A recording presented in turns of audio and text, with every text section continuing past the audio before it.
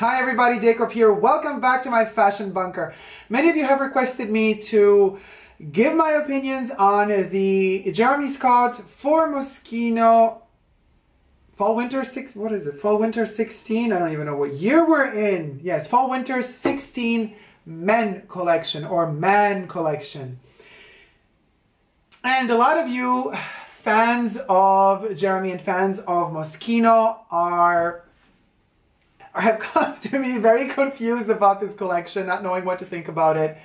For the occasion, I'm wearing my favorite collection. Oh, this is actually a skirt or whatever, but I wear it as an oversized t-shirt. You know my favorite will always be the fast fashion collection. The first one he did. Love it. Anyway, my opinions on the topic. How's the hair doing? Could be doing better. Oh well. Anyway, I hope you forgive the hair. It's a mess.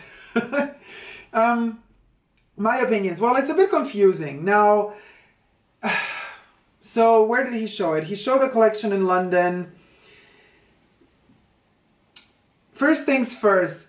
Let me shift a little for a reason. Gilbert and George. The British artists that have inspired Jeremy Scott to do his Moschino, or as many people would say, Moschino collection. So Jeremy posted on his Facebook profile like a kind of an article about the fact that he met up with them and spoke with them about doing this sort of collaboration, that he got inspired by them. So he has learned his lesson. He's not just taking stuff. He's asking permission, or better yet, Moschino is paying royalties to these guys. Or I don't know how it went down. But so apparently he met up with them and they said, hey, why not go a step further? Just use our photos, use our installation prints on your clothes.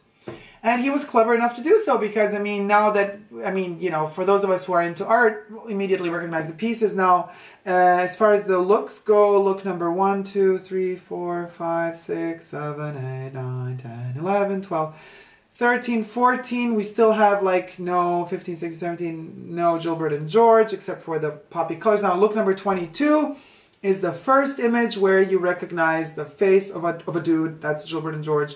Photo, print, whatever, alteration of reality, as you may say.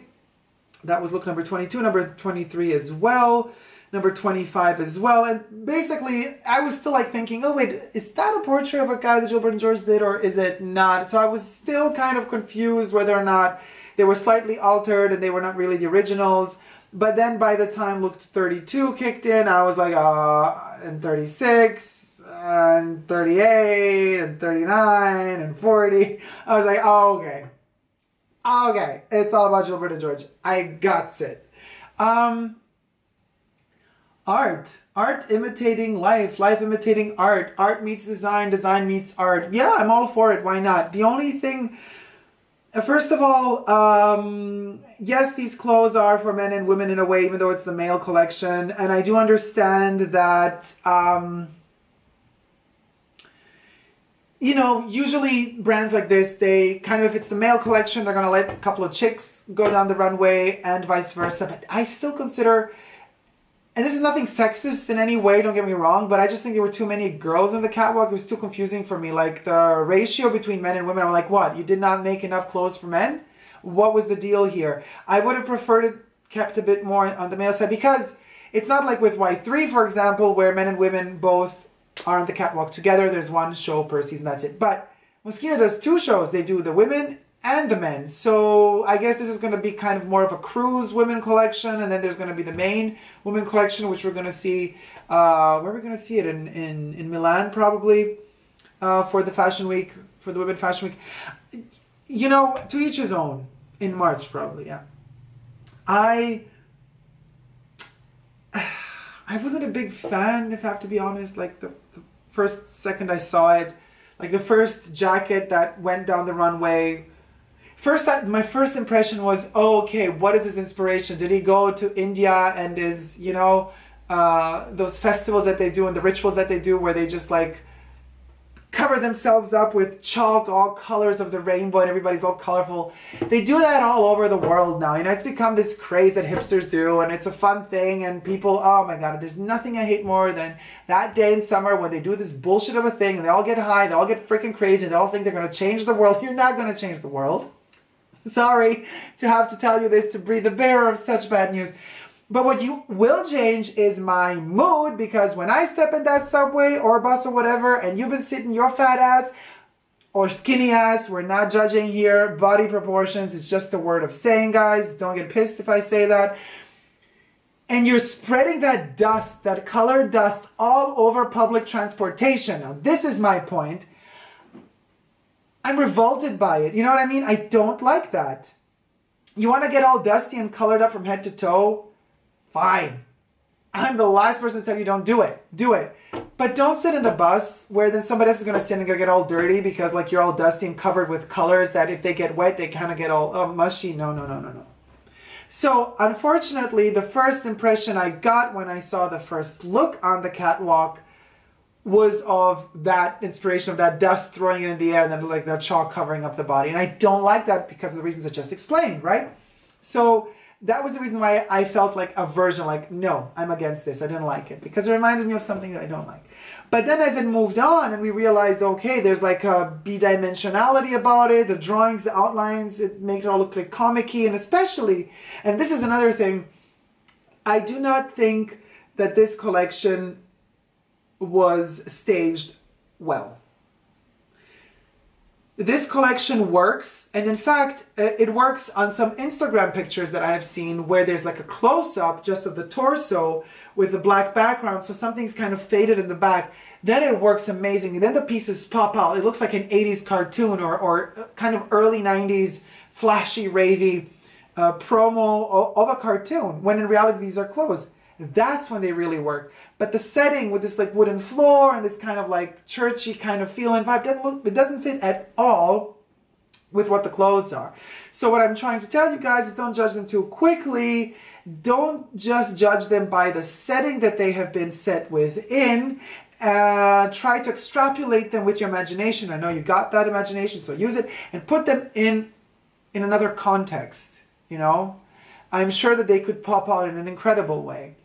Especially the pieces, the first looks of the collection, when we don't still see the prints, the prints of the Gilbert and George pieces, and works of mostly male faces all over the clothes, t-shirts and stuff. So if we're just limiting it all to the pure colors, I would say it works. You know, I just got to put it in the right context. The Gilbert and George prints, if you're a fan of Gilbert and George, you're going to get the piece. You know, it's more reminiscent of Jeremy rather than Moschino. This is more of a Jeremy Scott collection rather than a Moschino collection, in my personal opinion. And it doesn't have much, if anything, left of Franco Moschino. And that is something we can debate upon, whether or not we like that or not. It's hard to find, you know, a total look that you really want to go for. In my case, there are a few. So I would say all in all, it's a good collection because, I mean, tastes are different. Everybody's different. So I'm not here to like bash it or to praise it to the gods. I think it's a cute thing to play with Gilbert and George, to play with art in general as a designer and to unite design with art. However, could he have gone deeper? Yes. Could it have been more intense? If you're going to combine art with design, yes, of course it could have, but it's Jeremy Scott.